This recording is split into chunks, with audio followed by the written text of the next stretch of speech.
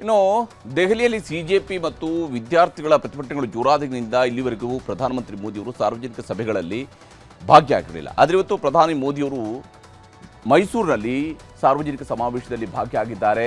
ಪ್ರಧಾನಮಂತ್ರಿ ಮೋದಿಯವರು ಮೈಸೂರಿಗೆ ಬಂದಿದ್ದರು, ರಾಮಕೃಷ್ಣ ಆಶ್ರಮಕ್ಕೆ ಭೇಟಿ ಕೊಟ್ಟಿದ್ದರು.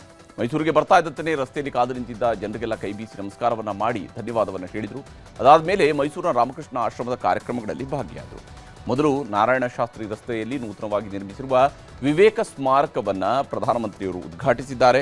ಅದಾದ ಮೇಲೆ ಯಾದವಗಿರಿಯಲ್ಲಿರುವಂತಹ ರಾಮಕೃಷ್ಣ ಆಶ್ರಮದ ಓಪನ್ ಸ್ಟೇಡಿಯಂನಲ್ಲಿ ನಡೆದಂತಹ ವೇದಿಕೆ ಕಾರ್ಯಕ್ರಮದಲ್ಲಿ ಪ್ರಧಾನಿ ಮೋದಿಯವರು ಭಾಗಿಯಾಗಿದ್ದರು. ರಾಮಕೃಷ್ಣ ಪರಮಹಂಸರ ಫೋಟೋಗೆ ಪೂಜೆಯನ್ನು ಸಲ್ಲಿಸಿದರು. ಗಿಡ ನೆಡುವ ಮೂಲಕ ಪರಿಸರ ಜಾಗೃತಿ ಮೂಡಿಸುವಂತಹ ಕೆಲಸವನ್ನು ಮಾಡಿದ್ದಾರೆ. ಇದಾದ ಮೇಲೆ ಸ್ವಾಮಿ ವಿವೇಕಾನಂದರ ಪ್ರತಿಭೆಗೆ ನಮನ ಸಲ್ಲಿಸಿ ಕೆಲ ಹೊತ್ತು ಧ್ಯಾನ ಮಾಡಿದರು. ರಾಮಕೃಷ್ಣ ಆಶ್ರಮದ ಕಾರ್ಯಕ್ರಮಗಳನ್ನೆಲ್ಲ ಮುಗಿಸಿ ಪ್ರಧಾನಿ ಮೋದಿಯವರು ಸಾರ್ವಜನಿಕ ಸಮಾವೇಶದಲ್ಲಿ ಭಾಗಿಯಾಗಿದ್ದರು. ಆಗ ಶಿಲ್ಪಿ ಅರುಣ್ ಯೋಗಿರಾಜ್ ಕೆತ್ತಿರುವಂತಹ 8.5 kg ತೂಕದ 1.5 ಅಡಿ ಎತ್ತರದ ಸ್ವಾಮಿ ವಿವೇಕಾನಂದರ ಏಕಶಿಲಾ ಮೂರ್ತಿಯನ್ನು ವಿಶೇಷ ಉಡುಗೊರೆಯಾಗಿ ಪ್ರಧಾನಮಂತ್ರಿಯವರಿಗೆ ನೀಡಲಾಯಿತು.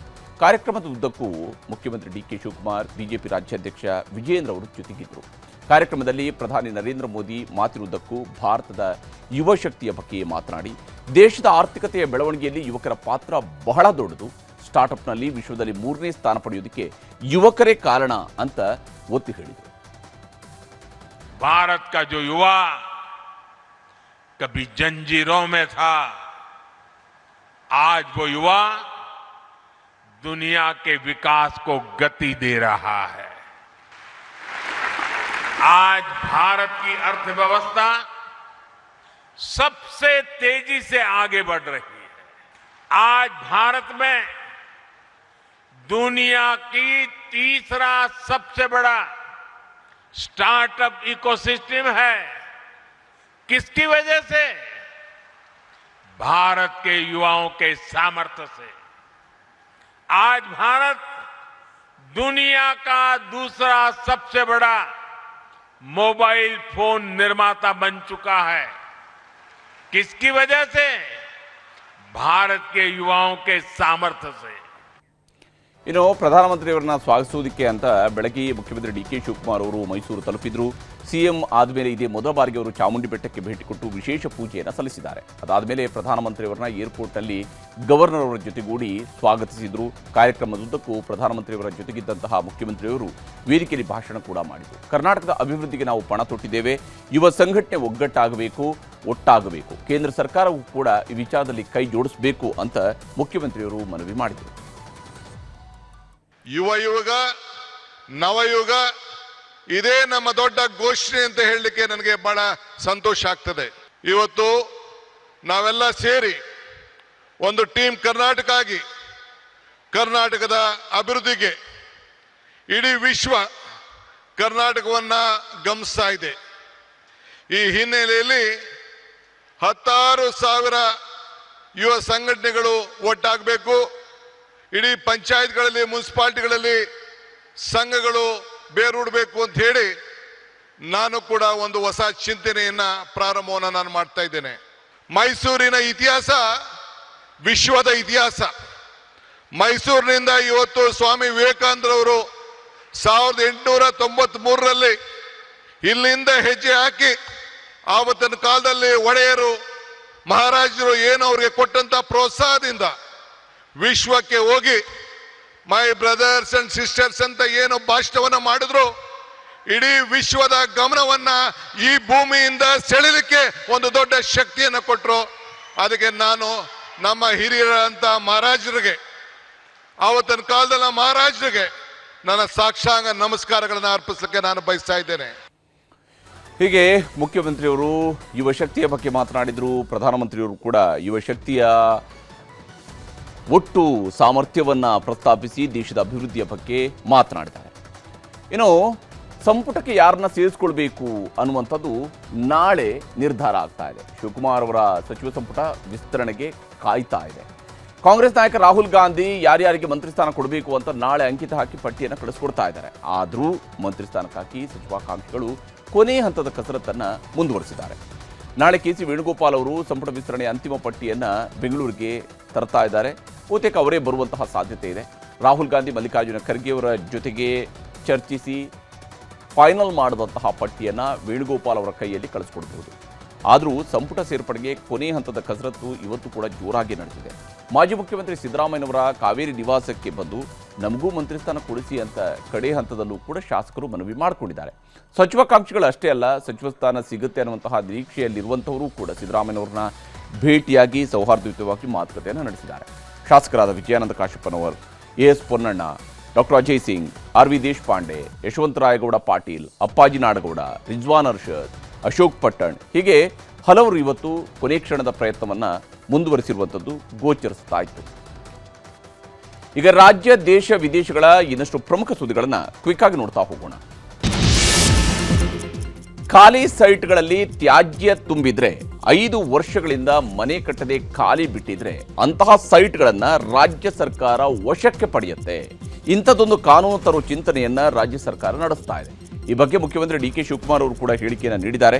ರೆವೆನ್ಯೂ ಸೈಟ್ಗಳಲ್ಲಾಗಲಿ, BDA, ಗ್ರೇಟರ್ ಬೆಂಗಳೂರು ವ್ಯಾಪ್ತಿಯಲ್ಲಿರುವ ಯಾವುದೇ ಸ್ವರೂಪದ ಸೈಟ್ಗಳಲ್ಲೇ ಆದರೂ ಕೂಡ ಈ ಖಾಲಿ ಉಳಿಸ್ಕೊಂಡವರಿಗೆ ಈ ನಿಯಮ ಅನ್ವಯ ಆಗುತ್ತೆ. ಖಾಲಿ ಸೈಟ್ನಲ್ಲಿ ಮನೆ ಕಟ್ಟಿಸಬೇಕು ಹಾಗೂ ಕಾಮಗಾರಿಯನ್ನು ಆದಷ್ಟು ಬೇಗ ಮುಗಿಸಬೇಕು, ಇಲ್ಲದೆ ಹೋದರೆ ನಾವು ವಶಕ್ಕೆ ಪಡಿತೀವಿ ಅಂತ ಮುಖ್ಯಮಂತ್ರಿಯವರು ಎಚ್ಚರಿಕೆಯನ್ನು ನೀಡಿದ್ದಾರೆ. ಬೆಂಗಳೂರಿನಲ್ಲಿ ತ್ಯಾಜ್ಯದಿಂದ ಸ್ವಾತಂತ್ರ್ಯ ಅಭಿಯಾನಕ್ಕೆ ಮುಖ್ಯಮಂತ್ರಿ ಡಿ ಕೆ ಶಿವಕುಮಾರ್ ಅವರು ಚಾಲನೆ ನೀಡಿದ್ದಾರೆ. ಹೆಬ್ಬಾಳ ಬಳಿಯಲ್ಲಿ ಮೆಟ್ರೋ ಕಾಮಗಾರಿ ಜಾಗದಲ್ಲಿ ಡೆಬ್ರೀಸ್ ತೆರವು ಕಾರ್ಯಾಚರಣೆಯ ಮೂಲಕವಾಗಿ ಈ ಒಂದು ಕಸದಿಂದ ಸ್ವಾತಂತ್ರ್ಯ ಕಾರ್ಯಕ್ರಮಕ್ಕೆ ಚಾಲನೆಯನ್ನು ಕೊಟ್ಟಿದ್ದಾರೆ. ಮುಖ್ಯಮಂತ್ರಿಯವರಿಗೆ ಸಚಿವರಾದ ಕೆಜೆ ಜಾರ್ಜ್, ಕೃಷ್ಣ ಬೈರೇಗೌಡ, ಕೇಂದ್ರ ಸಚಿವೆ ಶೋಭಾ ಕರಂದ್ಲಾಜೆ, ಶಾಸಕ SR ವಿಶ್ವನಾಥ್ ಸಾಥ್ ಕೊಟ್ಟರು. ನಾಳೆ ರಾಜ್ಯದಲ್ಲಿ ಪೊಲೀಸ್ ಕಾನ್ಸ್ಟೇಬಲ್ಗಳ ನೇಮಕಾತಿಗೆ ಸಂಬಂಧಿಸಿದ ಪರೀಕ್ಷೆ ನಡೆಯಲಿದೆ. ಯಾವುದೇ ಅಹಿತಕರ ಘಟನೆಗಳು ನಡೆಯದಂತೆ ಕಟ್ಟೆಚ್ಚರ ವಹಿಸಲಾಗಿದೆ. ಪರೀಕ್ಷಾ ಕೇಂದ್ರದೊಳಗೆ ಅಕ್ರಮ ತಡೆಯಲು ಕಟ್ಟುನಿಟ್ಟಿನ ಕ್ರಮವನ್ನು ಕೈಗೊಳ್ಳಲಾಗಿದೆ. ಎಲೆಕ್ಟ್ರಾನಿಕ್ ಸಾಧನಗಳು, ಉದ್ದ ತೋಡಿನ ಉಡುಪು, ಕಿವಿ, ತಲೆ ಅಥವಾ ಮುಖವನ್ನು ಮುಚ್ಚುವ ಉಡುಪು ಧರಿಸಿ ಪರೀಕ್ಷೆಗೆ ಹಾಜರಾಗುವಂತಿಲ್ಲ ಅಂತ ಕಟ್ಟುನಿಟ್ಟಿನ ಸೂಚನೆಯನ್ನು ನೀಡಲಾಗಿದೆ.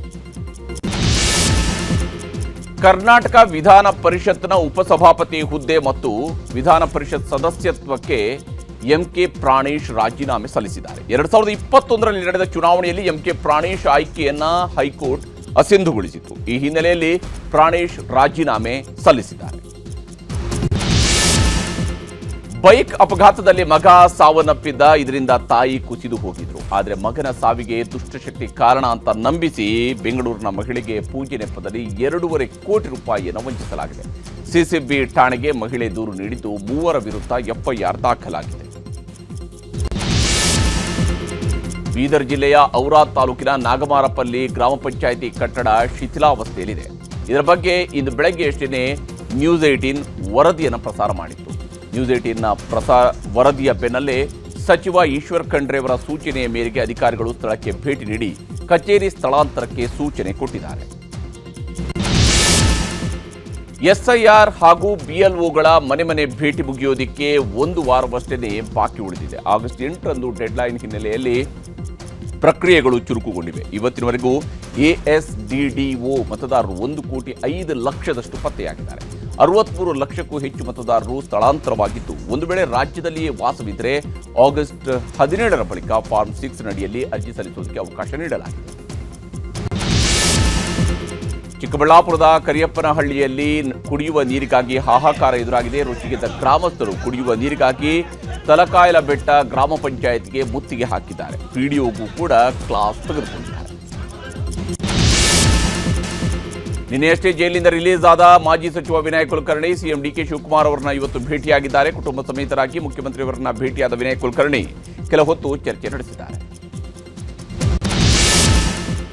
ರಾಜ್ಯದಲ್ಲಿ ವಿದ್ಯಾರ್ಥಿಗಳಿಗೆ HIV ಟೆಸ್ಟ್ ಕಡ್ಡಾಯ ಮಾಡಿಲ್ಲ ಅಂತ ಆರೋಗ್ಯ ಸಚಿವ UT ಖಾದರ್ ಸ್ಪಷ್ಟಪಡಿಸಿದ್ದಾರೆ. ಬೆಂಗಳೂರಿನಲ್ಲಿ ಮಾತನಾಡಿದ ಅವರು, ಹೆರಿಗೆ ಸಮಯದಲ್ಲಿ ತಾಯಿಗೆ ಹಾಗೂ ಬ್ಲಡ್ ಡೊನೇಷನ್ ಮಾಡುವವರಿಗೆ ಮಾತ್ರ HIV ಟೆಸ್ಟ್ ಕಡ್ಡಾಯ ಮಾಡ್ತೀವಿ ಅಂತ ಹೇಳಿದ್ದಾರೆ. ಆಂಧ್ರಪ್ರದೇಶದ ಭೋಗಾಪುರಂನಲ್ಲಿ ಅಲ್ಲೂರಿ ಸೀತಾರಾಮು ಏರ್ಪೋರ್ಟ್ ಉದ್ಘಾಟನೆ ಮಾಡಲಾಗಿದೆ. ಪ್ರಧಾನಮಂತ್ರಿ ನರೇಂದ್ರ ಮೋದಿ, ಸಿಎಂ ಚಂದ್ರಬಾಬು ನಾಯ್ಡು, DCM ಪವನ್ ಕಲ್ಯಾಣ್ ಕಾರ್ಯಕ್ರಮದಲ್ಲಿ ಭಾಗಿಯಾಗಿದ್ದರು. ಈ ಹೊಸ ಏರ್ಪೋರ್ಟ್ನಿಂದ ಭಾರತದಲ್ಲಿ ವಿಮಾನ ನಿಲ್ದಾಣಗಳ ಸಂಖ್ಯೆ 166ಕ್ಕೆ ಏರಿಕೆಯಾಗಿದೆ. ರಾಷ್ಟ್ರೀಯ ಭದ್ರತೆ ಸಲಹೆಗಾರ ಅಜಿತ್ ಧೋವಲ್ ಅವರಿಗೆ ಲೋಕಮಾನ್ಯ ತಿಲಕ್ ಪ್ರಶಸ್ತಿ ನೀಡಿ ಗೌರವಿಸಲಾಗಿದೆ. ಪುಣೆಯಲ್ಲಿ ನಡೆದಂತಹ ಕಾರ್ಯಕ್ರಮದಲ್ಲಿ ಗೃಹ ಸಚಿವ ಅಮಿತ್ ಶಾ ಪ್ರಶಸ್ತಿ ನೀಡಿ ಗೌರವಿಸಿದರು. ರಾಷ್ಟ್ರದ ಭದ್ರತೆಗೆ ದೋವಲ್ ಅವರ ಸಾಧನೆಯನ್ನ ಗುರುತಿಸಿ ಈ ಪ್ರಶಸ್ತಿಯನ್ನ ನೀಡಿ ಗೌರವಿಸಲಾಗಿದೆ. ಪಾಕ್ ಆಕ್ರಮಿತ ಕಾಶ್ಮೀರದ ಬ್ರಾಡ್ ಪೀಕ್ನಲ್ಲಿ ಸಂಭವಿಸಿದ ಭೀಕರ ಹಿಮಪಾತದಲ್ಲಿ 10 ಪರ್ವತಾರೋಹಿಗಳು ನಾಪತ್ತೆಯಾಗಿದ್ದಾರೆ. ನೇಪಾಳ ಮೂಲದ ಖ್ಯಾತ ಪರ್ವತಾರೋಹಿ ನಿರ್ಮಲ್ ಸಾರಥ್ಯದಲ್ಲಿ ಹೋಗಿದ್ದ 10 ಜನ ಕಣ್ಮರೆಯಾಗಿದ್ದು 3 ಶವ ಮಾತ್ರ ಸಿಕ್ಕಿದೆ. ಜಮ್ಮು ಕಾಶ್ಮೀರದ ಕುಲಗಾಂನಲ್ಲಿ ಇಟ್ಟಿಗೆ ಗೂಡಿನಲ್ಲಿ ಕೆಲಸ ಮಾಡುತ್ತಿದ್ದ ಕಾರ್ಮಿಕರನ್ನ ಗುಂಡಿಟ್ಟು ಕೊಂದಿದ್ದಾರೆ. ದಾಳಿಯಲ್ಲಿ 2 ಸಾವಿಗೀಡಾಗಿದ್ದು ಇನ್ನೊಬ್ಬನ ಸ್ಥಿತಿ ಗಂಭೀರವಾಗಿದೆ. ಕಾರ್ಮಿಕರ ಹೆಸರು ಕೇಳಿ ಆಮೇಲೆ ಹತ್ಯೆ ಮಾಡಿದ್ದಾರೆ ಅಂತ ಲೋಕಸಭೆಯ ವಿಪಕ್ಷ ನಾಯಕ ರಾಹುಲ್ ಗಾಂಧಿ ಆರೋಪ ಮಾಡಿದ್ದು, ಉಗ್ರರಿಗೆ ಕಠಿಣ ಶಿಕ್ಷೆ ಆಗಬೇಕು ಅಂತ ಎಕ್ಸ್ನಲ್ಲಿ ಪೋಸ್ಟ್ ಹಾಕಿದ್ದಾರೆ. ಉಕ್ರೇನ್ ಮೇಲೆ ರಷ್ಯಾ ಮತ್ತೆ ದಾಳಿ ಮಾಡಿದೆ ಅಂತ ಉಕ್ರೇನ್ ಅಧ್ಯಕ್ಷ ಝೆಲೆನ್ಸ್ಕಿ ಹೇಳಿದ್ದಾರೆ. 35 ಮಿಸೈಲ್, 27 ಬ್ಯಾಲಿಸ್ಟಿಕ್ ಮಿಸೈಲ್, 185 ಡ್ರೋನ್ಗಳನ್ನು ಬಳಸಿ ಉಕ್ರೇನ್ ಮೇಲೆ ದಾಳಿ ನಡೆದಿದೆ. ದಾಳಿಯಲ್ಲಿ 18 ಶಾಲೆಗಳು, ಅನೇಕ ಕಟ್ಟಡಗಳು ನಾಶವಾಗಿವೆ ಅಂತ ಝೆಲೆನ್ಸ್ಕಿ ಹೇಳಿದ್ದಾರೆ. ಇರಾನ್ ಮೇಲೆ ಅಮೆರಿಕ ಮತ್ತೆ ತನ್ನ ದಾಳಿಯನ್ನು ನಡೆಸೋದಕ್ಕೆ ಸಿದ್ಧತೆಯನ್ನು ಮಾಡಿಕೊಂಡಿದೆ. ಇದರ ಬೆನ್ನಲ್ಲೇ ಇರಾನ್ ಪ್ರತೀಕಾರದ ಬೆದರಿಕೆಯನ್ನು ಹಾಕಿದ್ದಾರೆ. ಅಮೆರಿಕ ಅಥವಾ ಇಸ್ರೇಲ್ ಹೊಸ ದಾಳಿ ಮಾಡಿದರೆ ಮಧ್ಯಪ್ರಾಚ್ಯದ ಪ್ರಮುಖ ತೈಲೋತ್ಪನ್ನ ಘಟಕಗಳ ಮೇಲೆ ದಾಳಿ ಆಗುತ್ತೆ ಅಂತ ಇರಾನ್ ಎಚ್ಚರಿಕೆಯನ್ನು ಕೊಟ್ಟಿದೆ. ಕಾಮನ್ವೆಲ್ತ್ ಗೇಮ್ಸ್ನಲ್ಲಿ ಭಾರತದ ಪದಕ ಬೇಟೆ ಮುಂದುವರೆದಿದೆ. ಬಾಕ್ಸಿಂಗ್ನಲ್ಲಿ ಪ್ರೀತಿ ಪವಾರ್ ಹಾಗೂ ಜಾಸ್ಮಿನ್ ಲಂಬೋರಿಯಾ ಚಿನ್ನದ ಪದಕ ಗೆದ್ದಿದ್ದಾರೆ. ಜೂಡೋದಲ್ಲಿ ಹರ್ಷ್ ಸಿಂಗ್ಗೂ ಚಿನ್ನ ಒಲಿದಿದೆ. ಇನ್ನು ಜಾವ್ಲಿಂಗ್ ಎಸೆತದಲ್ಲಿ ನೀರಜ್ ಚೋಪ್ರಾ ಬೆಳ್ಳಿ ಪದಕಕ್ಕೆ ಸಮಾಧಾನ ಪಟ್ಟುಕೊಳ್ಬೇಕಾಯಿತು. ಈವರೆಗೆ ಭಾರತ 8 ಚಿನ್ನ, 15 ಬೆಳ್ಳಿ ಹಾಗೂ 7 ಕಂಚಿನ ಪದಕಗಳೊಂದಿಗೆ ಒಟ್ಟು 30 ಪದಕಗಳನ್ನು ಗಳಿಸಿದೆ.